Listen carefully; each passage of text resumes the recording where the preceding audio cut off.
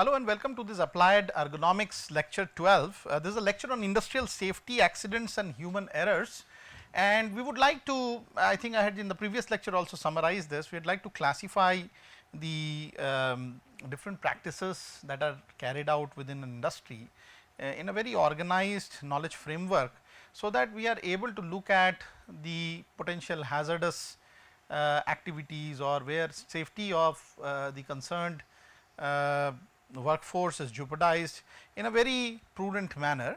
And the whole idea is that a workplace being safe would really mean a lot of betterment and productive value addition to whatever is the line of product or line of service which a work system is delivering. Also, it is important for me to mention that there are certain legal restrictions and there are certain legal impositions which are being made by the governance for looking at such work systems in line with the industrial safety aspects, and this lecture will also discuss some of them, particularly the guidelines formulated by, let us say, OSHA, which is the Occupational Health and Safety Agency, or NIOSH, which is another National Institute of Organization Safety and Health. These are some of the agencies which have been formulated to either do educational or let us say pilot studies and try to characterize, make norms, suggest it to the governance so that it can be legally implemented in terms of guidelines and auditing be carried out.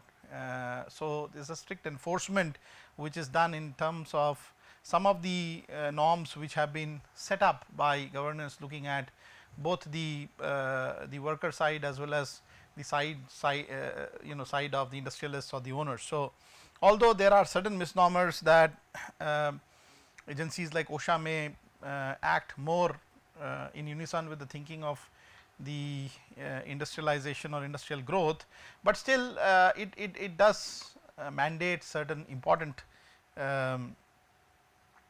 guidelines which can be looked at for organizing this industrial safety on a bigger scale. So, let us look at first human errors. We were talking about this human errors and we were discussing the taxonomy of human errors. So, basically this model right here suggests what are the kind of reasons which would lead to such human errors propping up during any work study or in done or any work carried out by a work system. So, here the impetus is given through a stimulus or an evidence that there is a certain operation or certain action to be initiated by the work system, and obviously there is an interpretation of this evidence and there is a situation assessment which are needed for a particular work center of a work system to make a plan, okay, or an intent of action. So, basically there is a previous knowledge base which exists in terms of mental maps of particularly human subjects associated with such work centers who would have done under a same stimulus a certain deliverable for the last few periods or last few cycles, and so there is also a memory aspect involved in how to interpret such a stimulus which is coming to a system which initiates an intent of action or a plan, and then later on action execution. Okay. And then there can be, as far as memory is concerned, there can be many lapses or mode errors, details of which I will mention in the next slide, but because of certain ill defined ways of cognition or thinking, there may be an improperly defined knowledge base which may be used from memory to plan something which is inappropriate or even act in a manner which may not be very prudent, and so there can be mistakes which can be made also in the knowledge domain as well as mistakes made for rules. So, what are really mistakes? Mistakes are failures to come up with appropriate solution, okay, and so it can take place at the level of perception, it can take place at the level of memory or cognition. And if I looked at just knowledge based mistakes, there could be some wrong solutions because individual did not accurately assess the situation. That could be some kind of a knowledge based mistake, or it could be caused by poor heuristics or insufficient info, or sometimes information and action overload on the part of human subjects particularly associated with such work systems. And so therefore there can be mistakes which are made from the knowledge domain by maybe the wrong interpretation, and sometimes the mistakes are made based on imposed rules by human subjects. For example, one could invoke without a deep interpretation of the situation a wrong rule for a given situation, and this can often be made in confidence by human subjects, which may result in again inappropriate plans or intent of actions done by such subjects. And so therefore the final step, which is the execution of the action, may not be very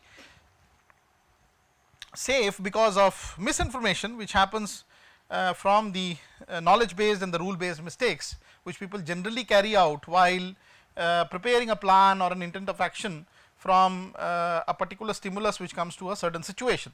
Okay, so having said that, now while the intent of action has been prepared and it is being delivered, and there is a mode of action which is to be carried out, in that process also people may commit errors. For example, there may be a overall right intention coming up from the plan of action which has emerged, but it may be incorrectly executed. Okay, and I mean something like when you are doing some repetitive task, there may be a possibility that a person between one cycle and the next cycle may make an error unknowingly or inadvertently, and once the error is committed, he realizes that there is an error. Okay, so these are sort of slips or mistakes on the part of individuals who know what has to be done in a proper manner, but they are not able to execute it because of the cyclic nature or overload, or maybe something which is related to span of attention of that individual for that particular operating cycle.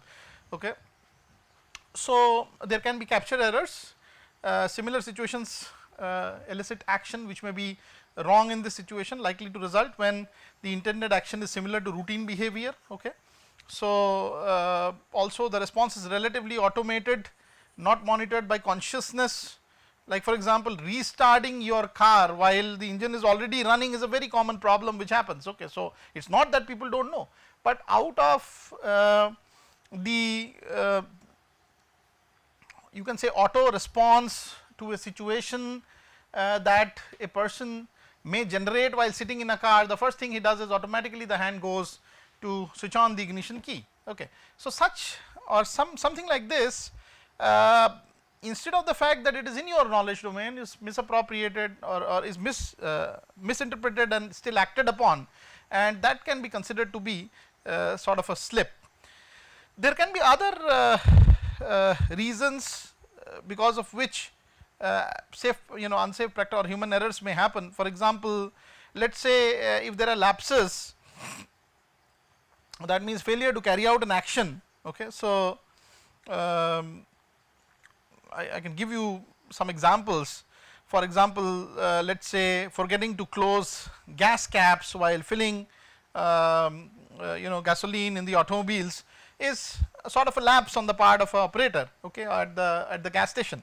And so is the failure to put safety on before cleaning a gun. It may accidentally fire because the safety button is not on and the gun is in the operational mode while you are cleaning a particular gun. Or failure to remove objects from surgical patients, and stitching before the object is being removed is again another very commonly occurring omission, which is basically a lapse on the part of the working memory of an individual. Okay, so the human errors which are caused during the process of I would say intent of action being prepared and executed can be because of such lapses. It can also be mode errors. For example, at times we can make the right response, but while in the wrong mode of operation. I am operating a keyboard of a computer and I may be able to I may be trying to type a numeral when the keyboard is in shift mode and the numeral is not working, okay. Or maybe I am driving in a wrong gear. That could be something which is I am not sure what is going to be the torque RPM ratio requirement of an engine, and I just put it in a wrong gear and the engine stalls, okay. So that can be a mode error. There can be a mode error of the type where going in wrong direction because the display was north up when it was thought it was nose up, could again be something which is related to the mode of operation, the wrong mode or selection of the wrong mode of operation, just because of certain misinformations or let us say certain inappropriate stimuli, okay, which is very common to the human system. So in this particular model that I said, you can see that there are knowledge domain mistakes, there are rule domain mistakes, again there are mistakes because of lapses and such mode errors. You are not sure what mode you need to operate a system, or there are lapses in your action itself, and then of course there are slips or forgetfulness associated with human subjects, where whatever is being planned is not executed because it's probably very cyclic, very repetitive, very loading, and a person forgets. The short term memory which is there just elapses or omits. So these are some of the classifications which could be made for studying the various reasons of human error. In fact, it is a detailed subject for the cognitive sciences to look at very deep details about the memory process, as well as why such slips or mistakes must happen and how they can be controlled. So these are human errors. There can be errors in particularly ergonomics related to the job factors, and job factors typically include things related to the methods being practiced, the equipments that are being used, and also the materials which are being used. Accident rates are definitely higher in certain industries because the jobs in those industries which are coming out because of an overall intent of producing something or providing service are relatively more dangerous in comparison to the others, and therefore a proper classification of the different job factors in terms of the potential danger that they would cause to create an overall atmosphere which may be industrially unsafe is coming out of those job factors. So one of these job factors is methods, okay. So a method could be manual, it could be mechanized, or it could be automated. I think I have given enough description for different systems, including fully automated systems or worker machine systems, or again manual systems earlier. So if completely manual, there may be an issue related to physical fatigue, there may be increase or there may be a likelihood of increase of human errors and accidents because of such physical fatigues, because obviously not much mechanization is being used or utilized. Again, material handling is a very common manual task in industry and accounts for a large fraction of occupational accidents and injuries, particularly handling related to inflammable products, handling related to dangerous or potentially hazardous products may have to be very closely monitored, and methods may be very appropriately defined so that there may not be much danger posed, okay, if the method is in good audit and good repetitive mode.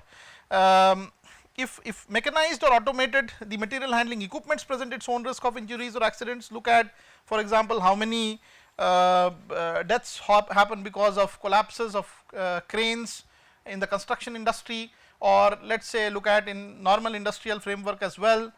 When we are talking about more environmental dependent processes like in the mining sector, there has been off and on many mining accidents where people have been trapped underground, there have been less oxygen, there has been issues because of, although the equipments were there, but some failures happened related to mechanized or automated systems, and therefore it is always prudent for industrial safety program to gauge some of the occupational safety hazards which would be coming out of methods, okay. It could come out of equipment can be used in industrial tasks due to capacity to apply high forces and power, okay. And so once we are doing powered equipment or we are using powered equipments, there can be potential electrical hazards, because obviously sometimes a vast majority of equipments are about conversion of electrical power to mechanical power.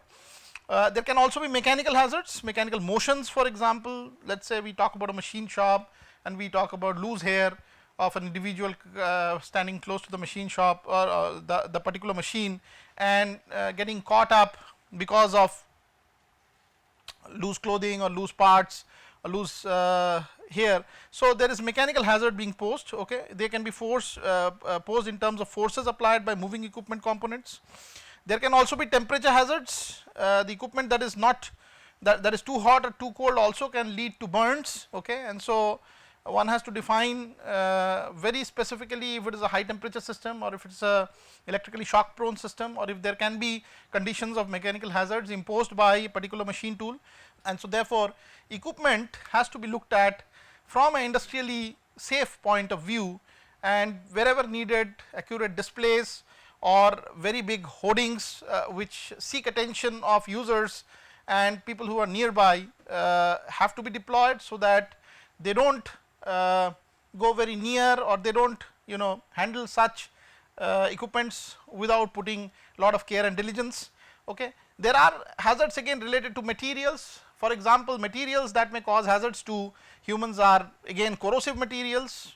This is a major problem in industries where there may be acidic or caustic substances or products which are involved. There can be a substantial amount of human damage, okay, in terms of burning of tissues, etc., which can happen because of such mishandling of such corrosive materials.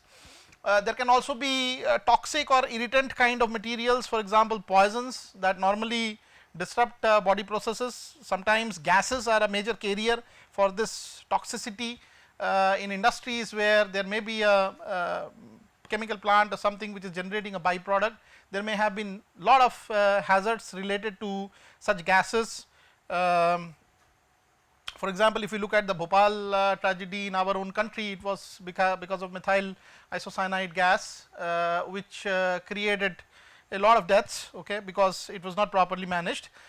So we have to really look at the materials aspect while a job factor design takes place for incorporating certain safety norms or safety standards into the way that these materials would be handled.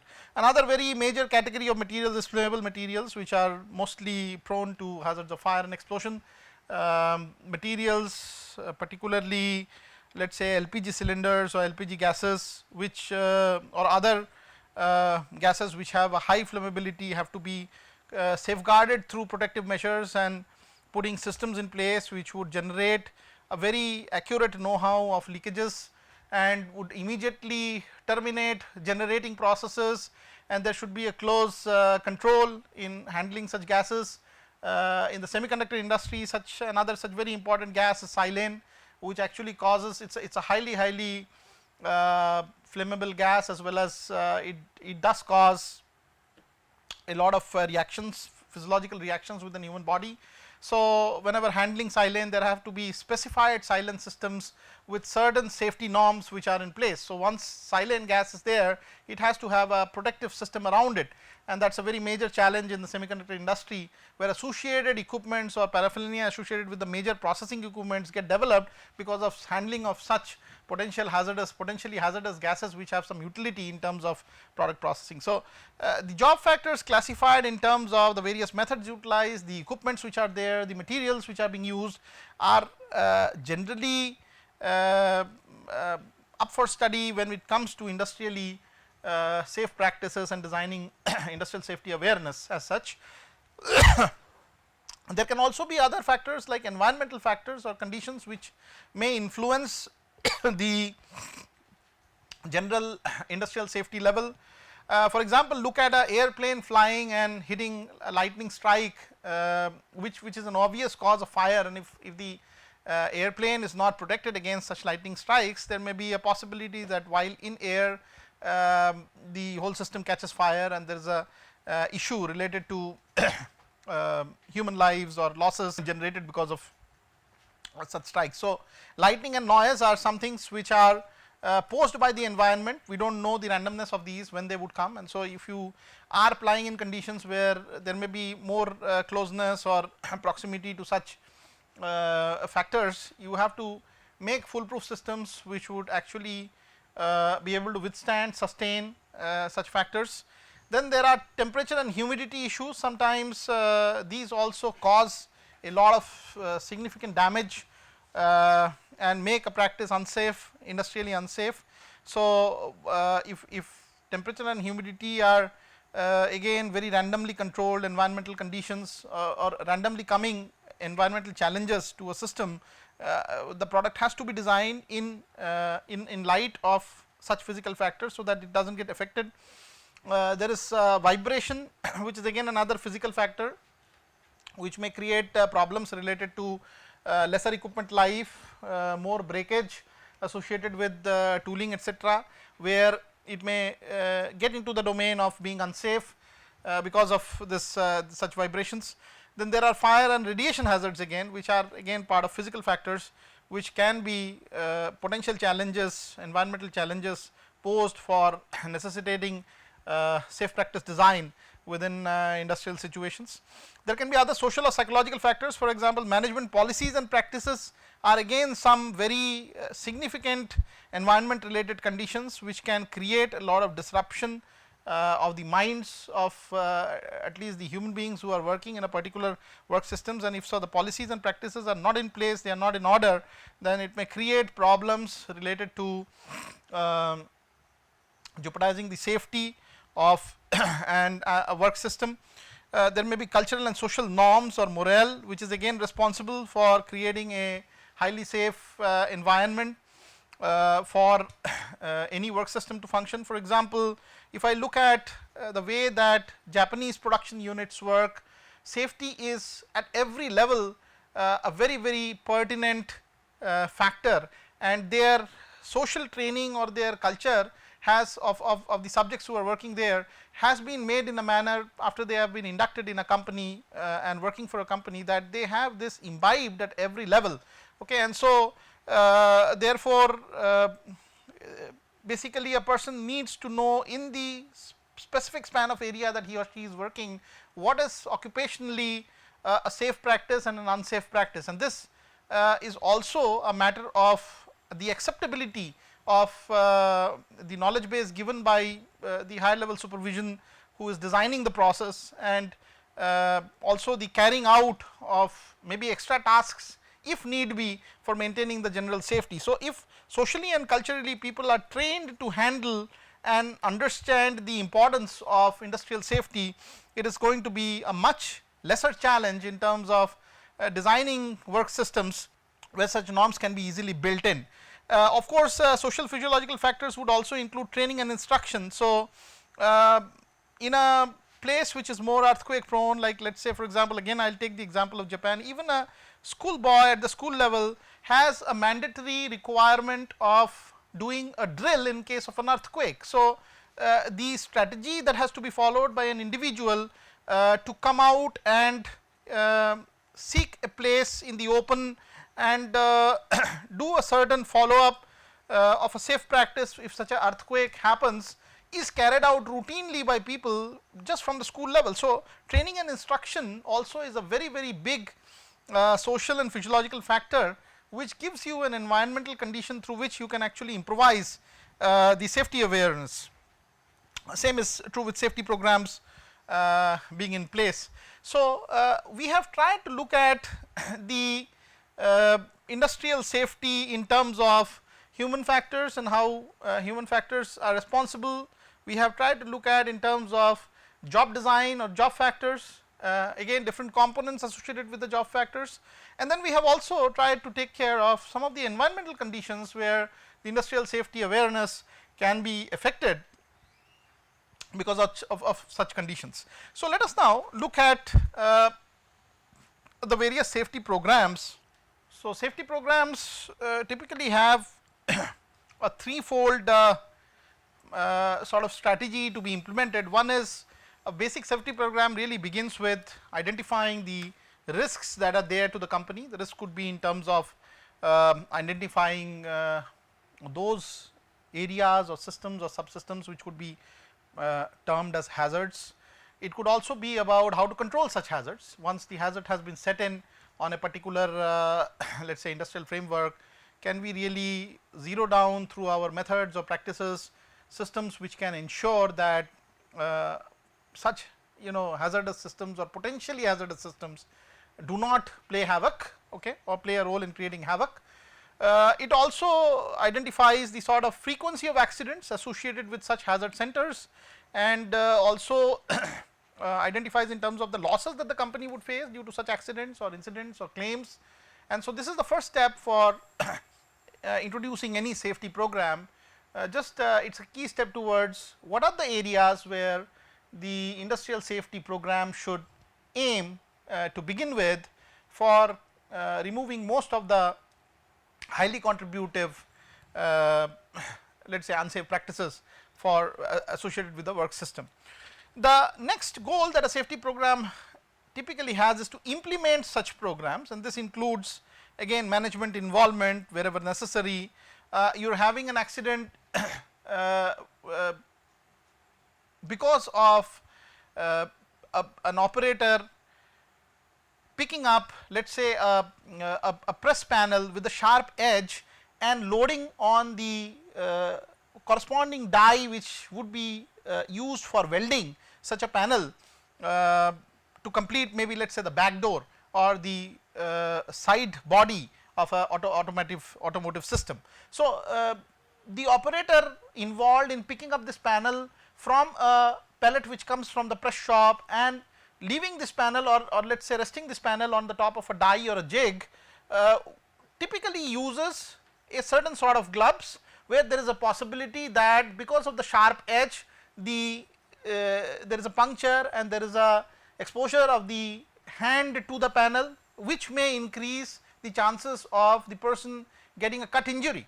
Okay, so, if management involvement is there and it gives the necessary resources in that area to maybe increase the number of layers of gloves that a person wears or maybe change the material of the gloves to a little more expensive, little more protective material, and ensures and enforces that any such operator working in such system would be using those pair of gloves in order to pick up the sheet panel and take it to the next station, that would actually lead to the introduction or implementation of a safety program, okay. And such programs are immense, they are many in numbers when we talk about big industrial work systems.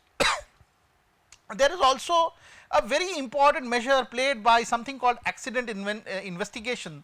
You see, any accident which happens anew where we do not have any knowledge as to how this accident has taken place or how it may recur, once the accident has happened, a total detailing of the reasons therein of the accident and what are the failure modes which led to the accident occurring has to be not only drafted by some safety conscious people, but also have to be percolated across the other stakeholders, particularly the human stakeholders associated with such a system, so that such awareness may not may give a sort of a you can say foolproofing awareness that if I follow this practice or do this practice in this manner, there will not be such an accident in future. So, that awareness increase is again the role of the investigating team. So, any accident has to be treated number one with utmost seriousness, the reasons therein have to be investigated in a very prudent and appropriate manner, and then some countermeasures have to be suggested by such a team, and then this awareness has to be spread across all the human stakeholders associated with the system, even if there are administrative stakeholders and who do not need to directly participate, okay, in the process of let us say physical assembly of products or physical let us say putting together of things. They must also be aware, okay, apart from the major stakeholders who are the workers, that such an accident has happened. There can be some recommendations for particular equipment, specific equipments which need to be utilized. For example, safety wears, use a helmet on the head while walking under an assembly line, walking aside an assembly line, because there may always be a possibility that the particular powered gun which is being utilized for in a quick manner adding fasteners or nuts may misfire, and because of that there may be a slippage and there may be always a projectile which may be generated which may come and hit you. So, the first protective measure that you should take is probably in terms of the headgear that you are using, a helmet, as well as maybe a sort of a, let us say, goggles or a glass, protective glass, which saves your eyes and your head. Okay, so if I recommend the piece of equipment to be utilized whenever there is even a single visitor who comes to visit an assembly line and tries to see the processes and all the stakeholders therein who are working in the assembly line, then automatically I am preventing some of the very major accidents to happen. Now, there has to be a system in place. Now, there is also an issue of compliance.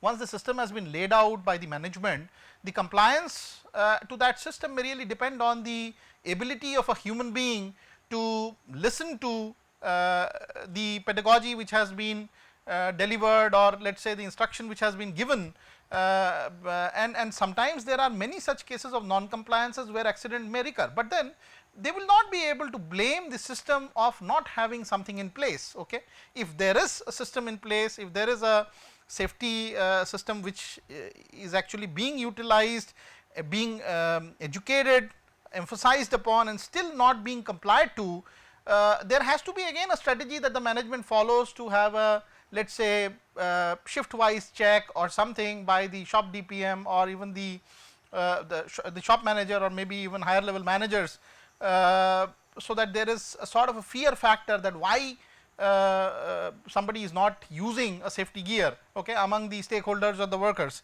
Okay, so such things of recommendations for equipments should come down from a very active involvement of the management, so that safety programs can be implemented. There have to be some safety rules and necessary audit associated with these rules. There have to be again PPEs, personal protective equipments, there has to be employee training, there has to be safety promotion. All these things are a part of how to implement a safety program, okay, and put it in place.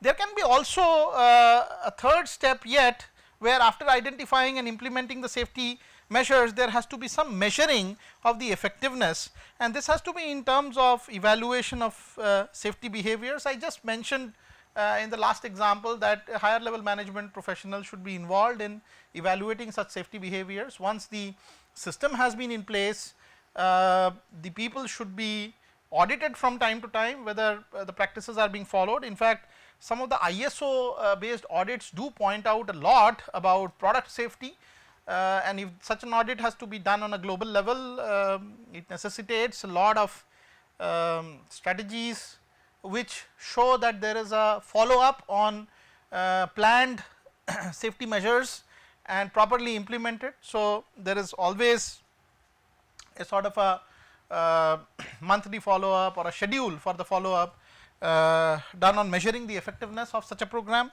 The monitoring has to also be done at a level of the management, where accidents or incident rates are evaluated, particularly number of injuries or deaths coming out from such accidents.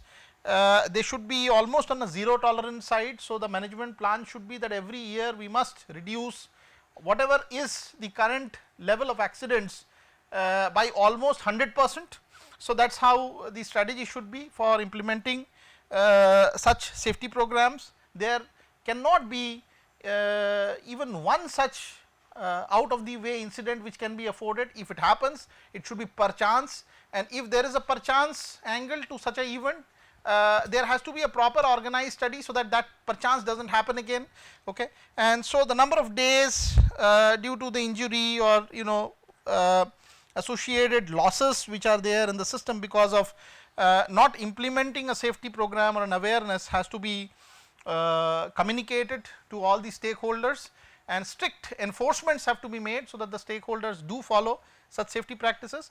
And in a way, these programs are a very, very important consequence for any work system to work effectively. So, I would like to close today's lecture here, but then what I am going to do is to sort of speak a little bit upon some of the legal guidelines which are available from some agencies about safety, and beyond which we will probably look at the topic of work ergonomics.